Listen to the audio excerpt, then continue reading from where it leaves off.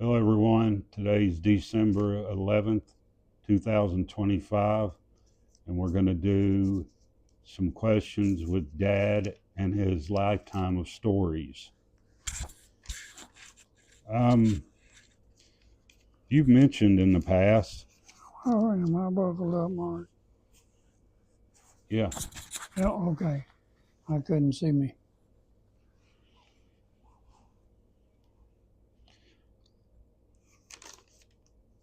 We talked a little bit about school and things like that.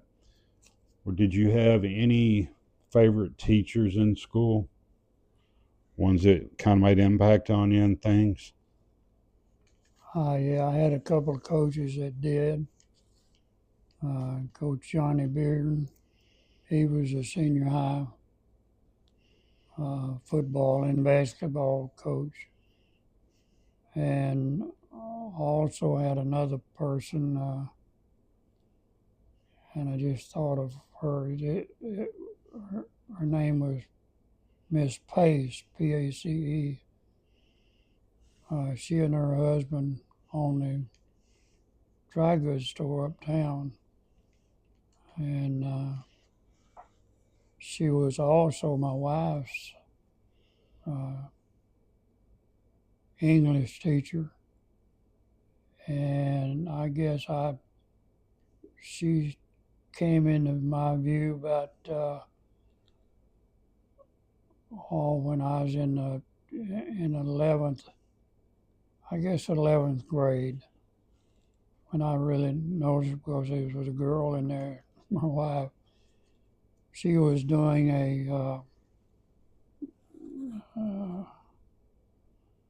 as having their book reports, I guess, is what they were having. And I just happened to be going down to the bathroom, and I looked over at the English class because the doors for the English class and the boys' bathroom were opposite from one another in the hall. But I looked over and as I was passing by, my wife was doing her book report, and I didn't know it till I just saw it. But and of course I kind of wiggled with my finger and laughed, and she laughed, and it probably made me forget about what I was going to say if it had been me up there giving book report in reversed. And but Miss Pace was really made an impact on me, I think, to the good, and because I made better grades from the time I got to be a junior uh, in high school. But also those two coaches I was talking about, Coach Johnny Bearden and Coach Hartke, because Coach Hartke, I remember him, he got killed right after I graduated. He worked for, he was still flew a C-130 out of the Little Rock Air Force Base. And I don't know where there's always going on. There's just going on maneuvers. I think Yeah. is all they were doing. But he and Johnny Bearden made an impact, and there was one or two that made the impact as simple in earlier years. Yeah. I guess you might say, because I was getting in more trouble when I was, in the 6th, 7th, and 8th.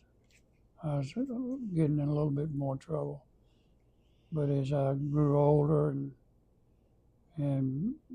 began to have dates or something like that, and uh, I guess I settled down and things wasn't so hectic. Did you have a favorite class or anything as far as any class that you liked Well, more than going I to more than others? think the best class I had was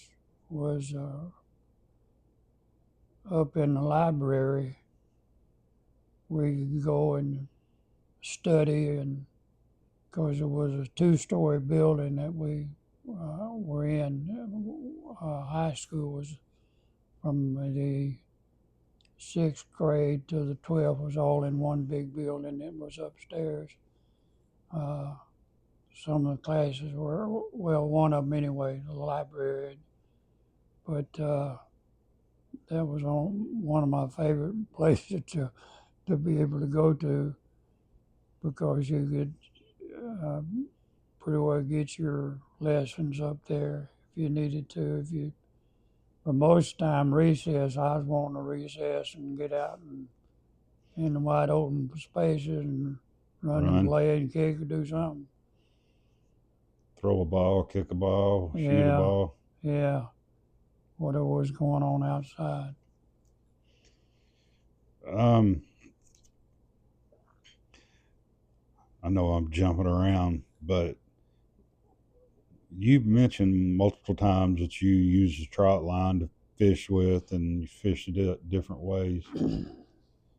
Um, do you recall the largest fish you ever pulled out of the river there? Well, Approximately, maybe. it wasn't my fish, it was my dad, because he had some trot lines, but I would run them for him at times. And the only larger fish, my fish, was about a 10-pound catfish on a trot line up at the siphons where the water was running pretty fast. But it was the best place to fish for catfish.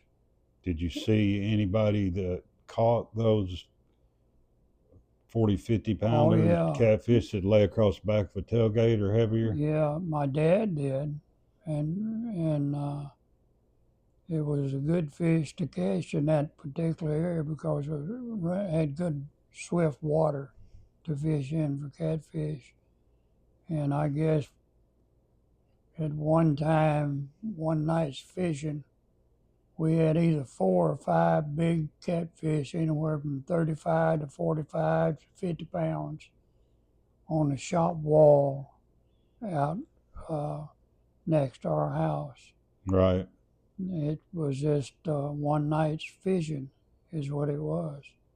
But he put his lines in still water that run back up to where the locks was, where the boats were locked through, and Right. logging was done through the locks there. But the siphons was about, I'd say, 200 yards away from the locks. The siphons where the water went over. Yeah. There was another inlet came through up there, and it widened into the main part of the St. Francis River where the still water was. So, How many times do you think your dad would fish though that like that? Once a week, once a month? well, that was just one night's fishing, was what that was. Right. But he'd catch one or two or something like that pretty often. Then that was Yeah, almost a daily or every other day event. right, right. But there was some big catfish up there. But there was also some game fish called a gar, and Alligator gar. alligator gar is what they look like. And they're one of the most vicious looking fish there are, but they never would never try to bite somebody. And there was some gars that's caught out of there, weighed 150 to, you know, to whatever, from that down to, you'd have individual men every now and then that was doing this game fishing. They'd be on up there to real large, and they'd have them in the back of their 8-foot bed truck, and they'd be as long as that bed was. I Yeah. mean, they were long, and but we never did worry about Whenever my dad would turn the siphons off, the water would go down and there would be pockets of water in the main part of the river there. And we'd either be mussel shelling or catching any kind of fish we could. Sometimes there'd be some get caught in some of those places they couldn't get on out of, and you just Take get in there advantage. and hog them is Right. what you would do. Take advantage of what was Yeah, given to you. yeah. Well, we're going to stop right there, make it a short one.